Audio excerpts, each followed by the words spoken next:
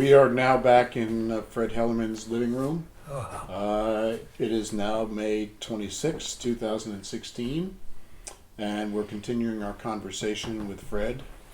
We are joined today by Susan Lardner, who herself has a very interesting background and career, and along with Fred is going to help us remember their lives in Weston starting in around 1970. So welcome, Susan, to the show. Thank you. Part two. Glad to be here. So when we last left our story, we had talked about your arrival in Weston and how Harold Leventhal, the Weaver's manager, had purchased a home near Cobb's Mill and was influential in bringing you up here. And as a result, you became interested in Weston, and eventually you bought a house in which we are sitting today. I checked with one of Harold's daughters and found Mhm. out that he bought his house in 1968 and Okay. Fred bought this house in 1969. 69. Although Fred had been up here before visiting other people, Mm-hmm. not in the yeah, house purchasing business. Mm-hmm. they'd be coming up there, for a weekend, Right. and I just fell in love with that immediately.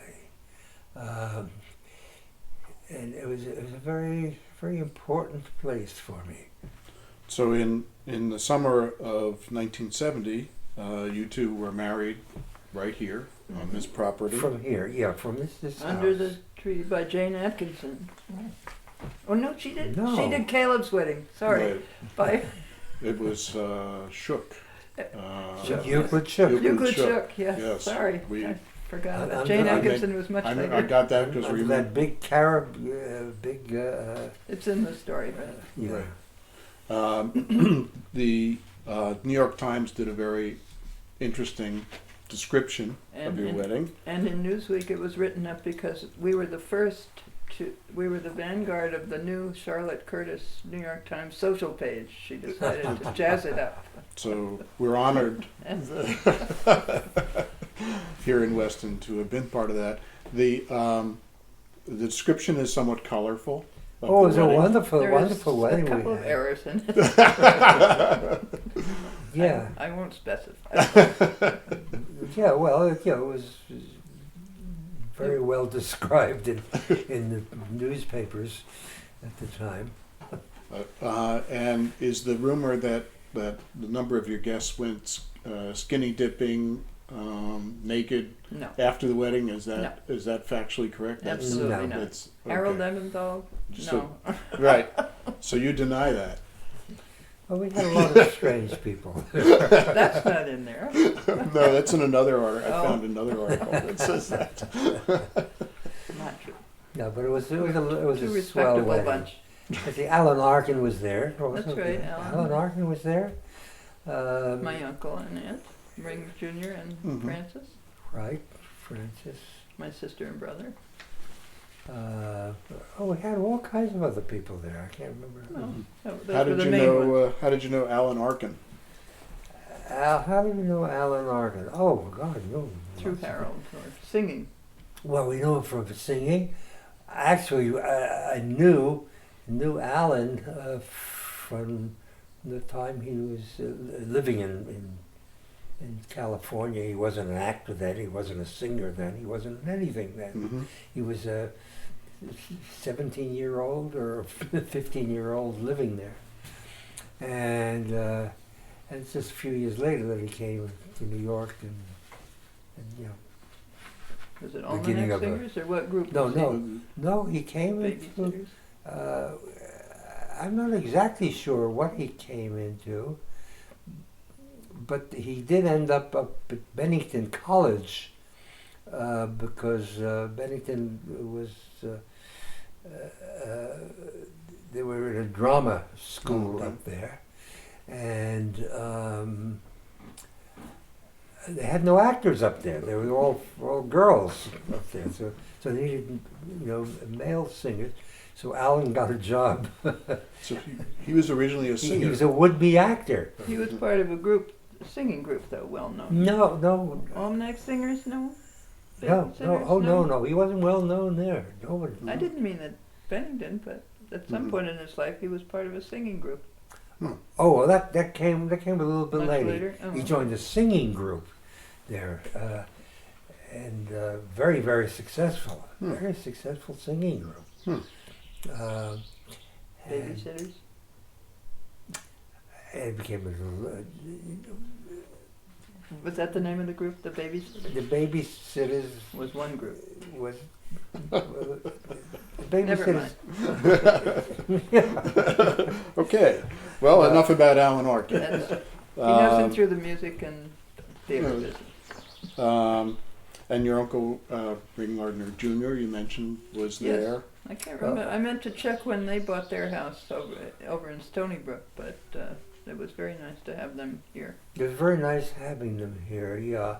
And actually, it was coming down to, they lived up in they had been living up in.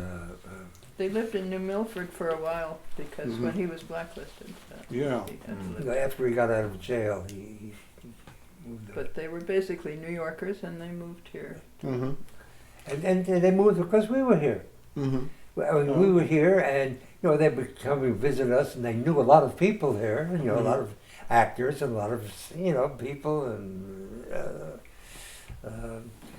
and so it was a wonderful was a place for natural them, thing. a wonderful place for us, Right. to have them here all the time. You mentioned that you still miss Ring Jr. Oh yes, they were very wonderful people. I played tennis with That's right. with Ring. Ring a lot. Mm-hmm. We have a picture out there of the whole family gathering for Oh yeah. for Ring and Francis's 80th birthday party Right. over in Stony Brook. I wanted to go back a little bit with you, Susan, and just trace your steps to, you had a Yeah. career of your own, and you're the kind of process by which you arrived at Weston with Fred. I arrived at Weston with Fred. I would say the main incentive was I reached a point in my life when I wanted to have children, and I happened to know Fred at that time. We had met around the 66 or 67, and what with one thing and another, we decided to go for that. And Fred wanted to, sort of on a parallel thing, Fred had wanted to have a country house. And he did some looking around, some in Stockbridge where he had worked up with Arlo on the movie, but eventually coming down here because of Harold.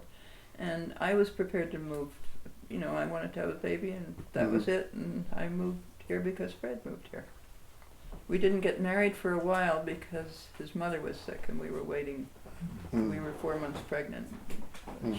She was recovered so that she could come to the wedding, right? Oh. I remember that. But anyway, that's how I landed here. And sometimes I say, what am I doing here? Because I still think of myself as a New Yorker. A New Yorker. I go to New York. My doctors are in New York. My dentist, my sister. So I'm less of a Westonite than Fred is. Right. So here's an interesting question. Obviously, you were indirectly affected by the blacklisting.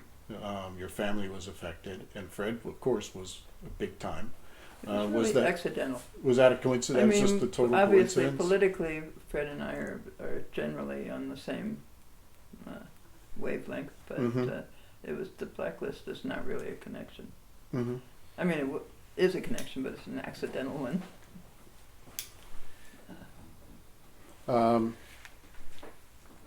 So, okay, now we'll move to Weston around 1970 when you all joined hands and were here. So tell us a little bit about Weston in that time. For example, Town Center was a little different than it is today. Talking to you when this all came up, I remembered. I don't remember the market at all from those days. But I remember that on the corner, maybe where the bank is now, there was a beauty parlor, and there was a drugstore. Who was running it at that time? I can't remember. But the drugstore had a soda fountain, And that behind the fountain was Ethel Keene. Is it a name Right. that is familiar to anybody? You're too young. I think That's right. Keene Park over on the river is Keene named Park. after her. Okay. It was named after her. But check it out anyway. Because I there don't was a counter in there in the Right, that's drugstore not a there.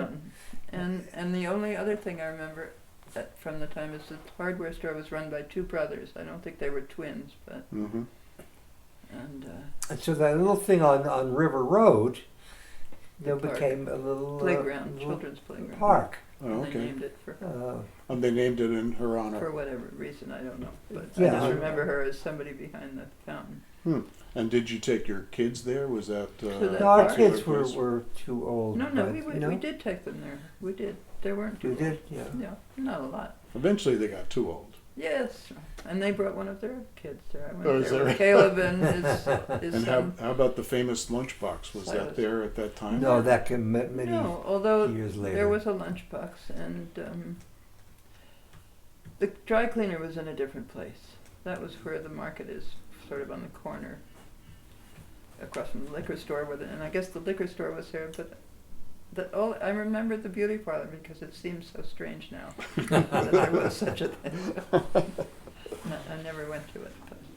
But How about Weston schools? Did your kids go to the Weston schools? kids went to Weston schools. Oh, The they first were place we wonderful went to schools. was the Fort Weston Co-op, and I So it remember was a joint school over system. at the Unitarian Church, which Mhm. I assume is still there. Oh, this is preschool. preschool, Yeah, preschool. nursery school. They both went there, and with Simeon, I had to when he was 3, I had to spend a year in the corner. He was happy as long as I was over there in the corner, but I could not leave without creating chaos. That's again not a unique parental no, experience. But I don't. There weren't too many mothers who No. It was a good school. It was a spent a good year school, there. though. It was a great place. And then, yes, they did go to the Weston schools until 9th grade. And then we decided, Fred and I felt that there was a bigger world out there, that when you become a teenager in Weston, you're pretty limited. Mhm. And we decided they should go to Andover, which made them quite miserable.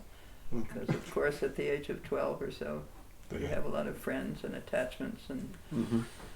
we had to battle them. Mhm. But they went and enjoyed it and did well.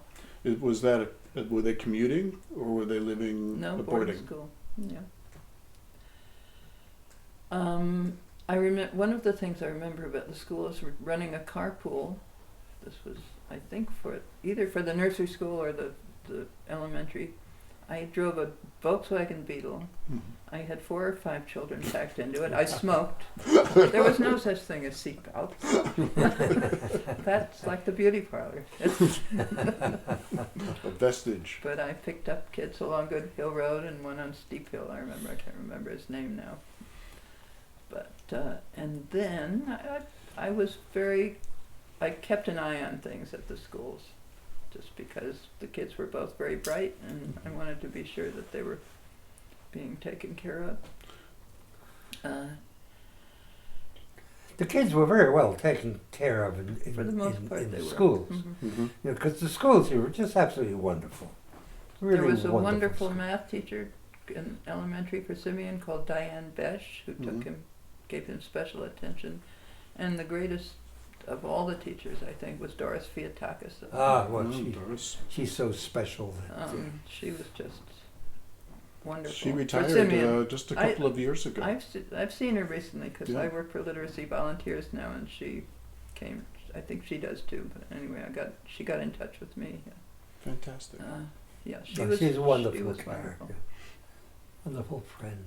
And what any specific instances with Doris that you can Well, recall? Simeon was involved in drama, and she had she had all kinds of special programs for certain kids, and she took care of the kids that would ordinarily have been bullied, maybe, and she was just amazing. There was something called Olympics. It wasn't called Olympics of the Mind because that was a copyrighted Odyssey of the Mind that Simeon and Caleb maybe both were involved in, and I went on a couple of trips. Yeah, one to she's Michigan and one to somewhere else. She's always been very, very involved with all kinds of things, and has won all kinds of awards. you know, and very deservedly, you know. No, she's a very wonderful character in And she's Western. still here and Still around, yeah. participating. Yeah. And I do, the one other person I want to mention is Cindy Brown, who was Caleb's first grade teacher, and I still see her at the Y. Oh my goodness. And I Really. say to people, Cindy Brown, she was my son's, now 45 years ago, or 40 years ago, she was Caleb's first grade teacher. So it was the population was about 3/4 of what it is today. Do you have a sense of a difference in the community from then till now? I just have a sense of gradually more and more gigantic cars and houses. But I don't have a particular sense of more Mhm. people, but When you very struck by the size of the cars and and when you drive around Weston today, do you have a different, other than the big cars, do you have a Yeah. different sense of not the really, community? not really. I So- guess it is more built up Mm-hmm. somewhat, but Yeah, I'm just wondering whether it's the retreat that you experienced when you came here in 70-ish. Is it market? If you came up today from New York I City, wouldn't would say you it's- experience it the I same way? wouldn't say it's a big difference. But we have such a nice long driveway. We're tucked away a little more than Mhm. some places might be, and I'm much more aware of changes in Westport than I am of anything around here. Mm-hmm. And of course, Fred, you built your studio. Yes, so I built a recording studio here, and it was wonderful. Mhm. Uh, Would people come up from New York City oh yeah, to people record? would come up from New York City. They would, and this is where I worked with them as well, and you know, did a lot of recording I here. remember you Mhm. did one with Pete. Oh, I did a couple things with Pete At least- Seeger at and least you know, a one. bunch of other people as well. It was a wonderful place for me to work, and It was a separate building out yeah, out here. It separate- started in the bedroom, which it became a child's bedroom, but it Mhm. started in a tiny room in the back.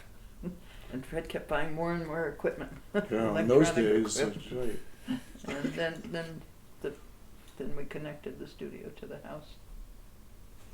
And any memorable? You did some recording. well, actually, as a with matter of fact, that house out, you know, back was originally a Garage.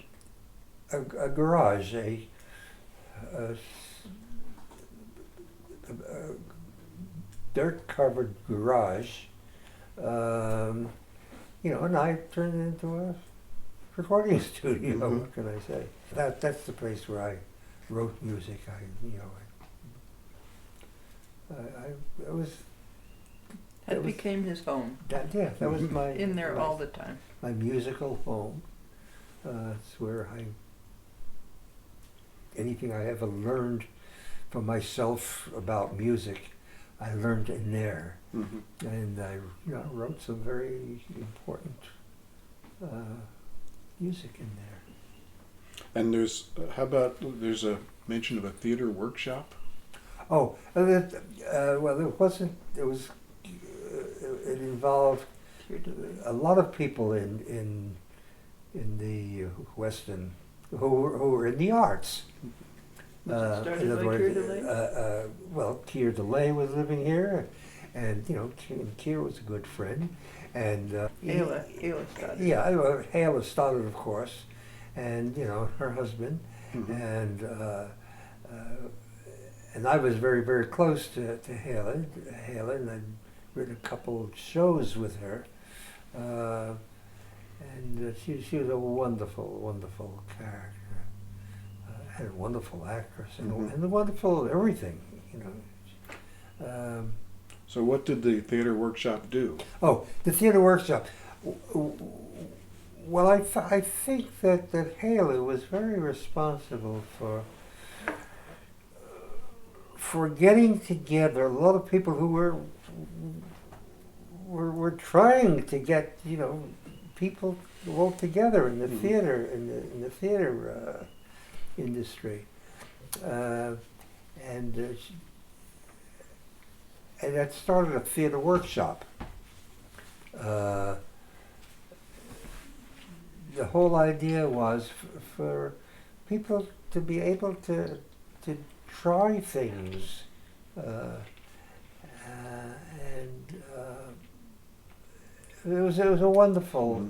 It's a place where you could go, you could fail, you could do things that you wouldn't have a chance to do anywhere else, and you know, it was a wonderful attempt for people to Now, start. did you put on local productions? No, How the did that whole work? idea was not to have. I mean, for example, at the beginning, there were a few celebrities, some people from Hollywood, you know, who were living in the area, you know, who were, and at the very beginning, we were beginning to get some newspaper people, you know, who want to do it, interviews, and you know, and the other was out, out. That's not what it's for. It's not for, you know, for it's our private thing to do, and it's not. We're not looking for publicity, you know. And it was, So no audience. no audiences, That's- no, absolutely no Huh. audiences. And where did you prepare this? Well, at first it would be, I don't know. I'm trying to remember where the first site was. It's in East Yeah. Norwalk now. Somehow we found a place to Huh. do it. Did you Okay. develop the Thurber show there through that? Oh yes, well no. Oh, Don Elliott. Don Elliott, Oh my gosh. Okay. you know, who did They lived in wonderful. Stony Brook, yes. That Who was, lived in Stony they were Brook. friends of ours in the early You know, days. very good friends. Mm-hmm. Right, he had done a Thurber show with Halen. He had done a very successful Thurber show. With, And you developed another one in the a theater different workshop. one. Mhm. Yeah. It's the one that he developed. He developed as a, you know, for a show that was running already, but he did all the music for Right.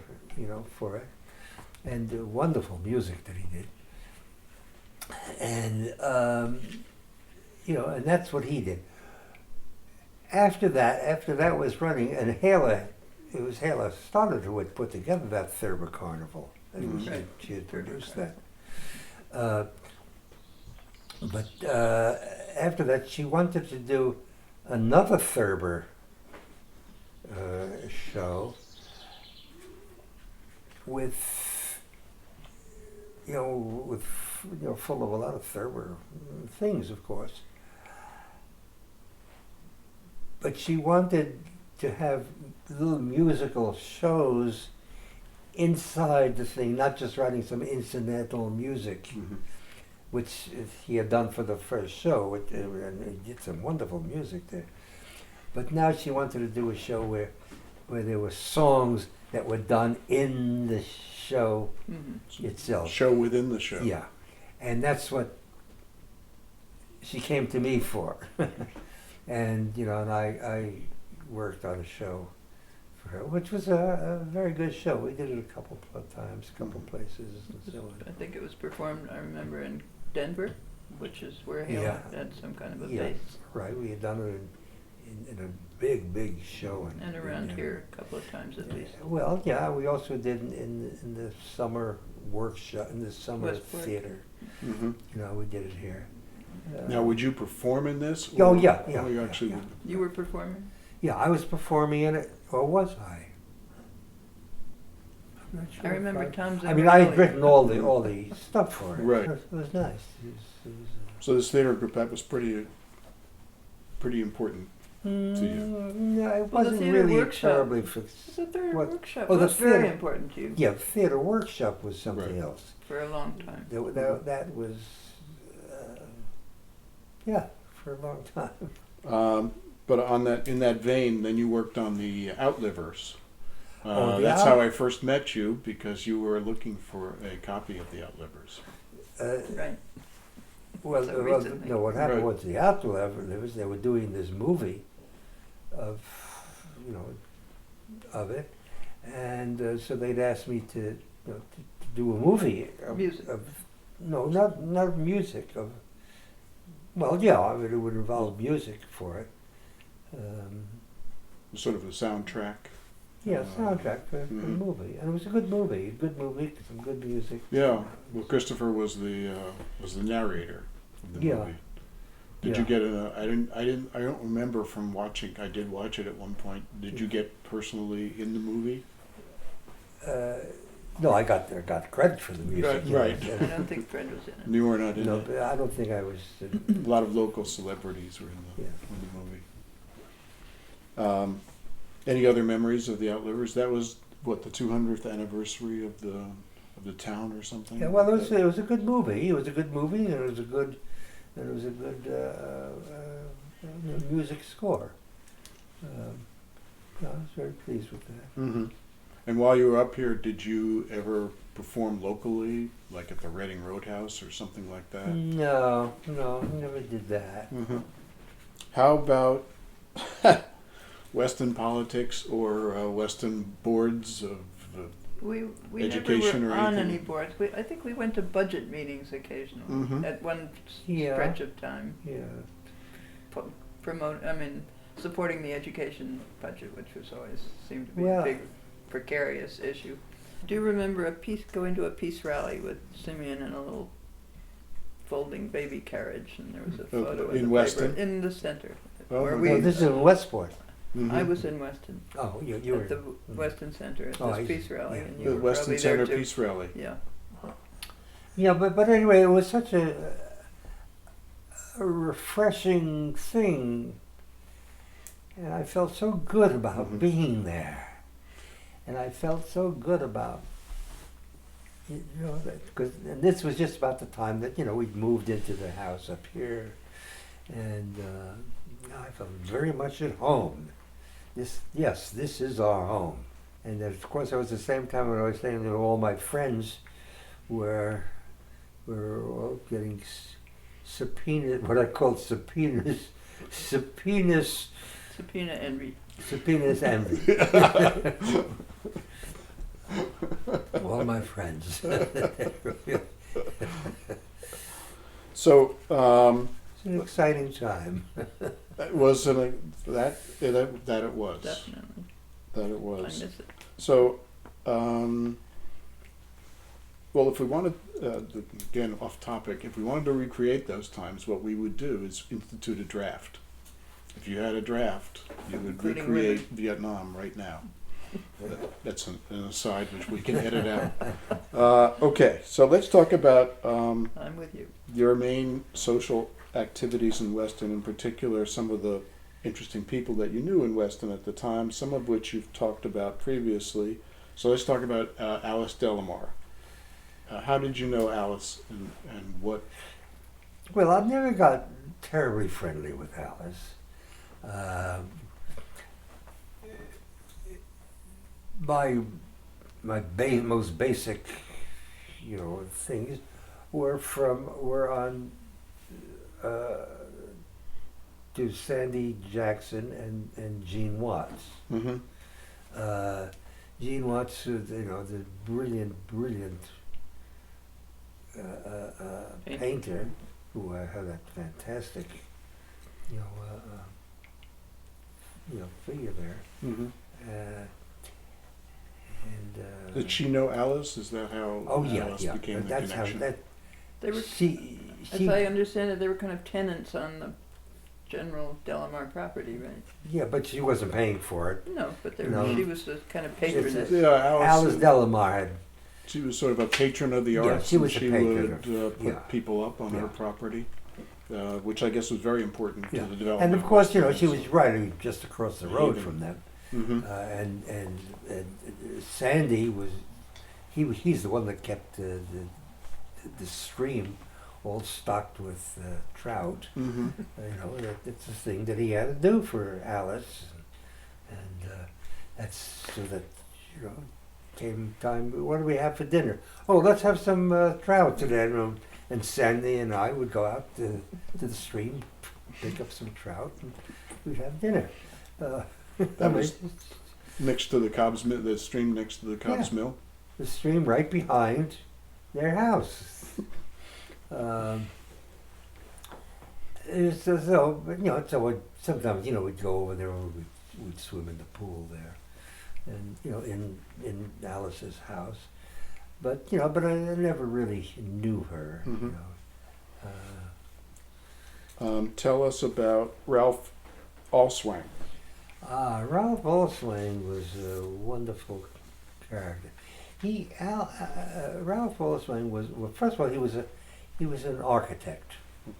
And there were a lot of roads, a lot of houses right along Good Hill. Good Hill that Ralph had built. They had a whole bunch of Mhm. them along the way. But Ralph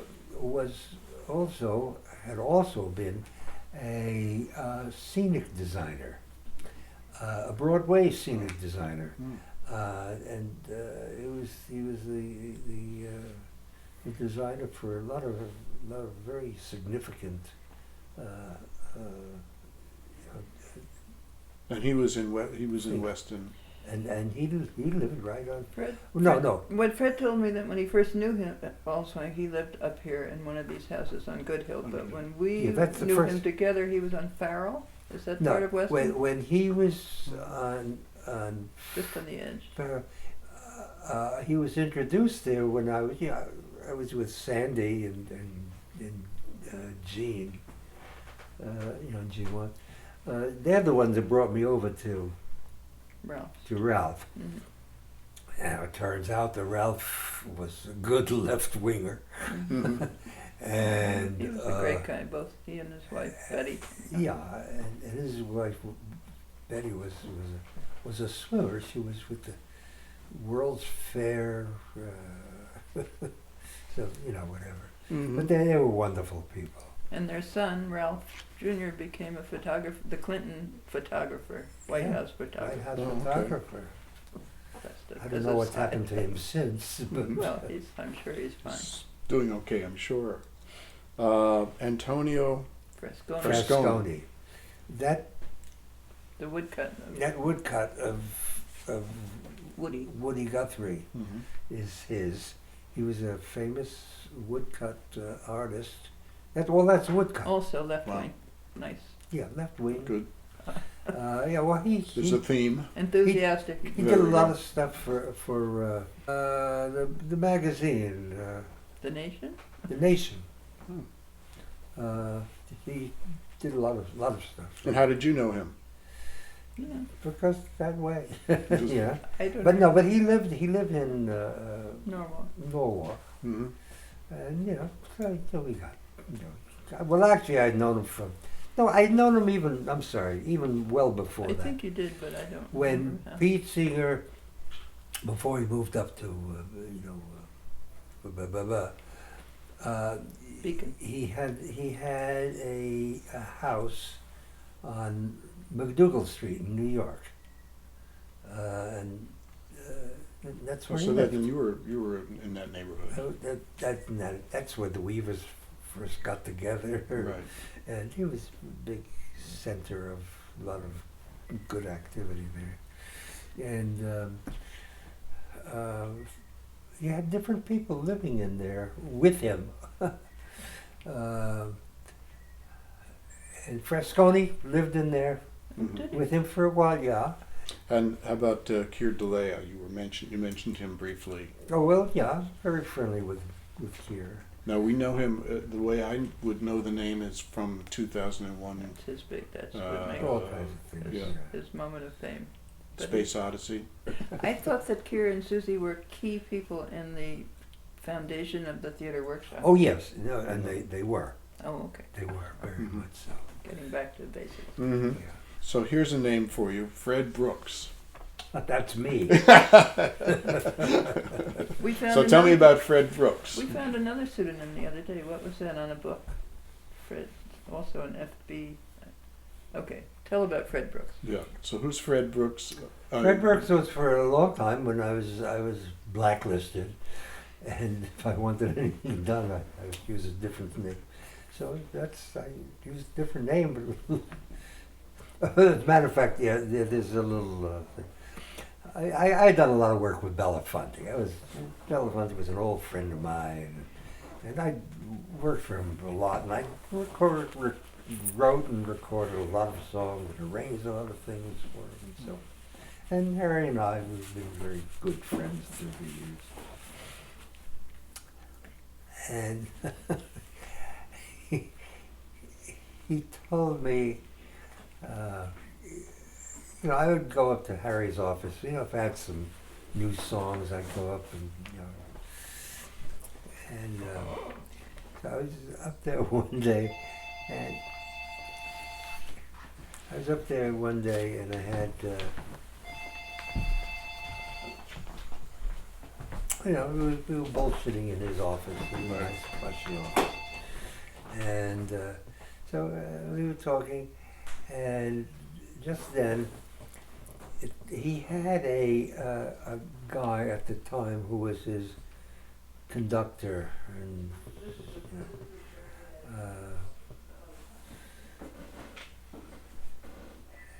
so I was talking to Harry, and the door opens, and some guy walks in, and Harry says, "Oh, Fred." This is, told me his name. He says, last month I was in Nairobi or somewhere, and, for a month or so, and I brought this guy with me, and while I was there, he comes in and he said, "Hey, Harry, while I've been here, I've been going through a bunch of files, like you said, we should go. I went through a bunch of files, and I came across a whole bunch of files here with another conductor. I found a lot of good scores here, by a good conductor, some guy by the name of Fred Brooks."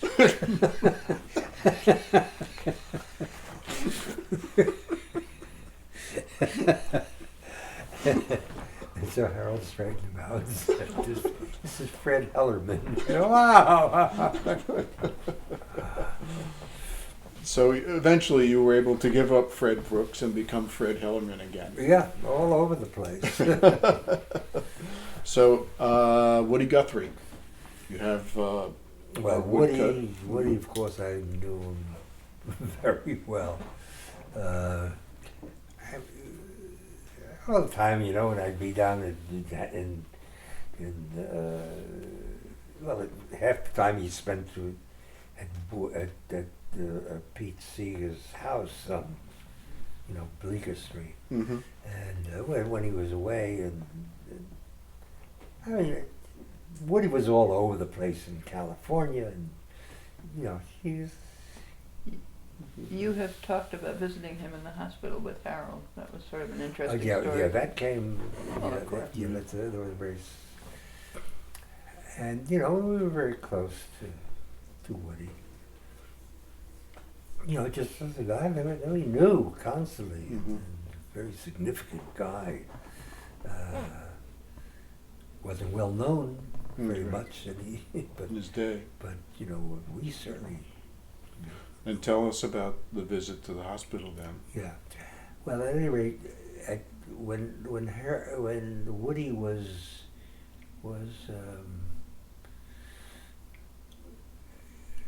somehow he ended up in New Jersey in a hospital,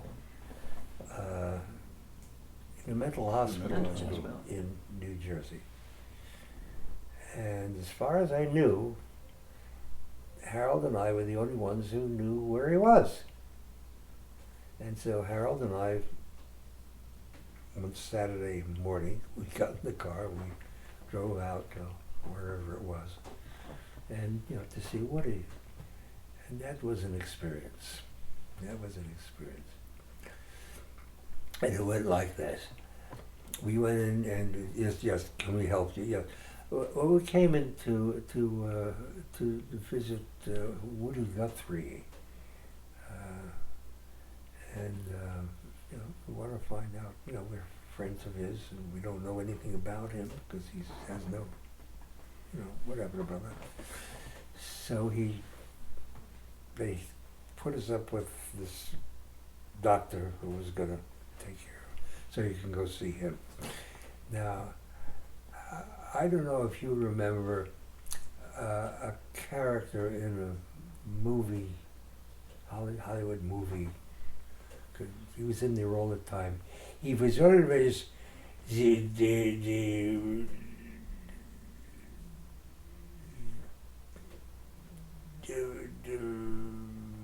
William, the character, always the German character. He knows everything. Yeah. So and that's who we got. We got to see.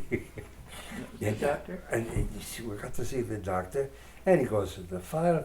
He says, "Let's see, William." He goes to the file. Let's see, William. What's his name? Oh yeah. Okay. Woody Guthrie.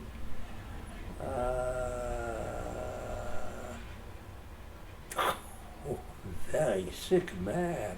Well, what's the matter with him? Delusions. He's got delusions. Terrible. He says he writes hundreds of songs. He says he writes all. He can't write any songs. He doesn't. And oh yeah, hey, he's got the most songs here. Very sick man, very sick man. And we'd say, well, he says that he wrote 1,000 songs. I said, well, yes, he has. But he doesn't hear it, you know. You're a very sick man. And we take him, we take him for a walk. What do you have enough money for cigarettes? Do you have, enough money for, whatever? He said, oh yeah, no, I have such a good time here. There's a place, I'm in heaven here.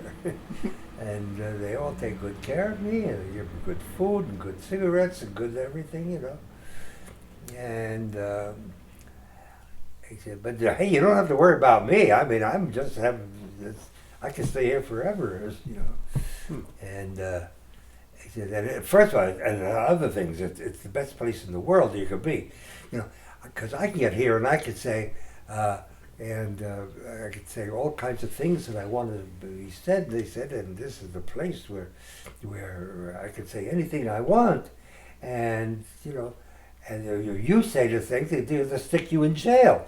So this was a must have been very poignant. It was a wonderful time. It was a wonderful time that we had a wonderful time with him. But he was sick. Right. Right. That's why he was there. I'm not sure. They picked him up. No, actually, no. We didn't actually take him out. We arranged that. No, I didn't say you took him out. I'm Right. saying he was in the hospital Yeah. because someone had picked him up. No, they picked him up on the highway. Right. Just as A an drunk. alcoholic. Right. But he was. But he also had Huntington. Had Huntington's career, but nobody knew what that was. Right. Uh, Well, let's talk about Arlo. Yes. Oh, well, Arlo, he would come up to our office and he'd be singing all day, because where else did he have to go, he had our office on 57th Street, our publishing office, Harold and I, and so that's it, Alice's Restaurant. Yeah, so tell us about, you produced the movie Alice's Restaurant. Okay, so before that, Arlo was going to tell that story about the Alice, the Alice's Restaurant and this and that, the other thing. Well, now that's spread over WBAI. Yes. Mhm. They You know, did. constantly.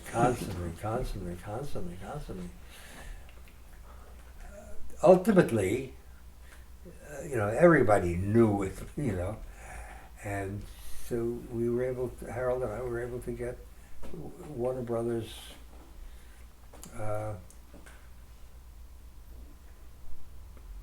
Recorded? recorded. Yeah, Yeah. well, you know, I got all that done. We worked out a good deal, and Mhm. so on. It was clearly Got the song an recorded. easy thing Mhm. to get recorded. You know, and you know, I produced it and everything else. I made a stupid mistake, and the mistake goes like this. So now I was going to have to bring them into the studio, and there's a wonderful studio that on 50 Was in New York Street. somewhere. But it was a great studio, and so I said, okay, look, we'll go in there and we'll record that. We'll get a bunch of people in there. So I made the mistake of getting all of his friends into this thing, you know, to do it. And, you know, so I set up, you know, 2 or 3, and we recorded, and it wasn't quite as good. And I realized the mistake I made was I sang this thing for a whole audience that had heard it 1,000,000 times already. Mhm. They were yawning a little bit. Yeah. I mean, no, they weren't yawning, but you Something know, like it didn't have. Right. Didn't have the energy. Interesting. So you wanted to have a recording with a live audience Oh yeah. as opposed to just a studio, Yeah. highly produced Yeah. recording. Interesting. So that's what I did, you know. So I got rid of them, and I just got a whole bunch of people who hadn't heard it. Yeah, and then, but still, you know, it came out better than it was the first time, but it didn't come out The record. quite as, you know, for the record, Mhm. quite as good. And so I spent a month, because, you know, I had a lot of tapes of stuff. So I spent a month putting in all the laughs. I remember I mean, this process. taking the laughs, you know, as they were there, but taking those laughs, but Just the strategic points. Doing a there's little bit more. Very little interesting. enhancing. and one of the big things that I had there was that no one ever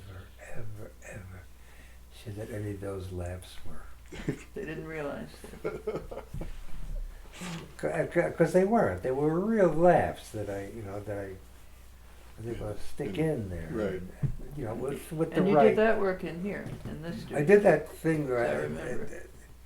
I did that work right in my That's what I'm home saying. studio. Your studio, Right. right Oh here. yeah, right Yeah. here. Yeah, and then Right. of course came the film. So. Mhm. Was that Harold's idea, or how did that get started? Well,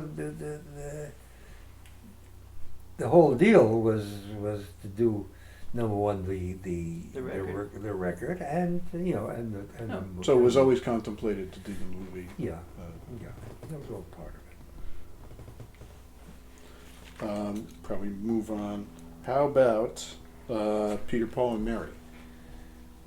Beautiful. Well, they really talk of themselves as the children of the weavers, and it is pretty accurate.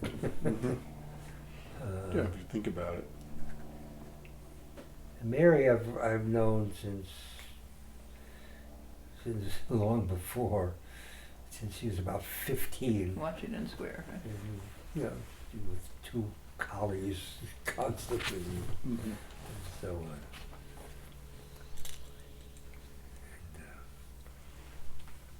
And, yeah, so I've known her for a long time. And we talked about Harry Belafonte. Belafonte is I've known him from the time when he Cooking in the village. when he had a little place in the village, Mm-hmm. struggling to get through. But I've known him for a long time. Well, he became huge with the calypso hits. And what happened? Specifically that show. I mean, Well, what New happened? Faces. Sorry. No. What happened was, and he wanted Bob the Cormier to come in to help him with these Arrangements. calypso things, Hmm. and so that's where he got Bob Huh.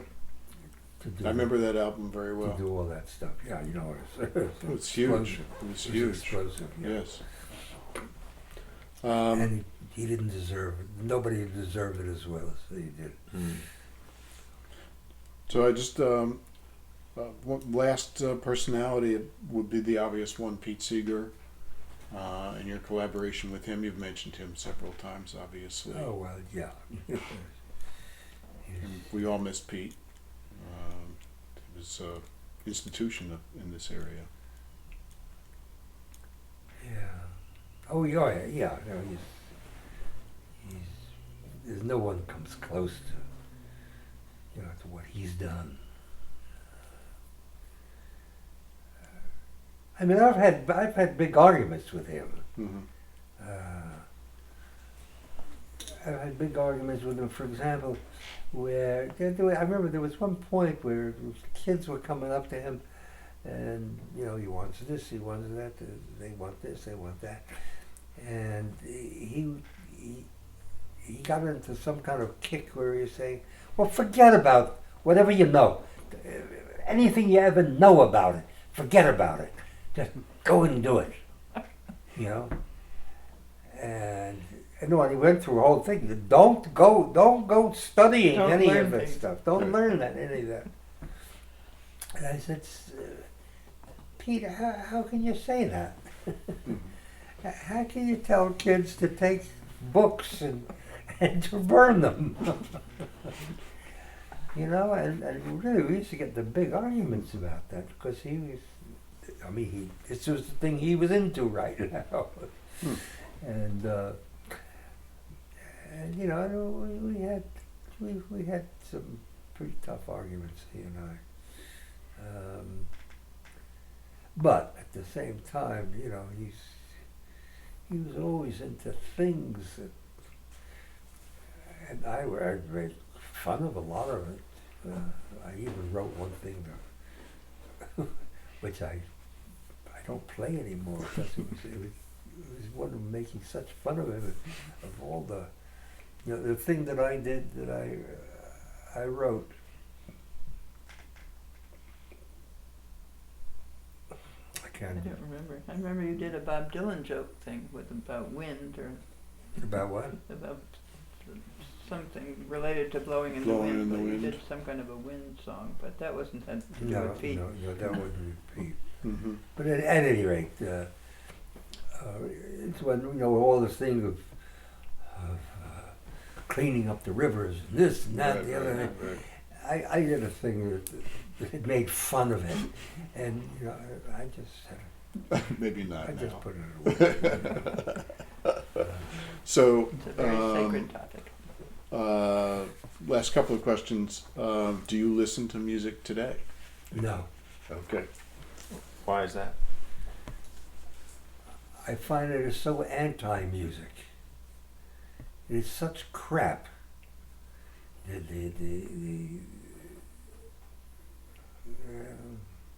And it's inaccessible. That's why I don't listen. I used Well, to it's- listen to music on the radio. Music is not accessible anymore. You don't hear it unless you're somebody with this. Well, you can, right. I mean, well, Or a that's phone. another discussion for another it time, is another I think. discussion, but Right, I mean, I've lost connection with music. I hear the music I hear where I learn about what's going on at all is there's a couple of classes at the Y where somebody plays tapes that she's made Mhm. of combinations of different things, and there's a group called Playing for Change that I found on the computer that does wonderful stuff. So, but it's very not too accessible in general music, She's been the wonderful. way it used to be. She's been absolutely wonderful for me. I mean, all kinds of things she's discovered for me. You know, that she's been listening to it and say, oh, gee, yeah. You know, like that Stephen Foster stuff that she came up with. Yeah, there was a wonderful Yeah. CD that was put out of Stephen Foster's songs done by various people, including Mavis Staples Really? and That goes other back. folk singers and stuff. Hmm. Wonderful stuff. It was a wonderful discovery of, you know, things, you know, I'm still searching for my Stephen Foster songbook that's in your studio somewhere. no, I don't. I know. I think we should wrap up. Any other thoughts you'd like to share? Any thoughts of your legacy or any other profound thoughts that you might have? Do you have a profound thought? I don't have a profound thought. Okay. Let me look on the page. Well, thank you very much. We really appreciate the time and the memories and sharing with us your experiences. It's great. Really appreciate it. Well, It's been fun. it's nice that somebody It's thinks pretty something of interesting. it. Thank you again.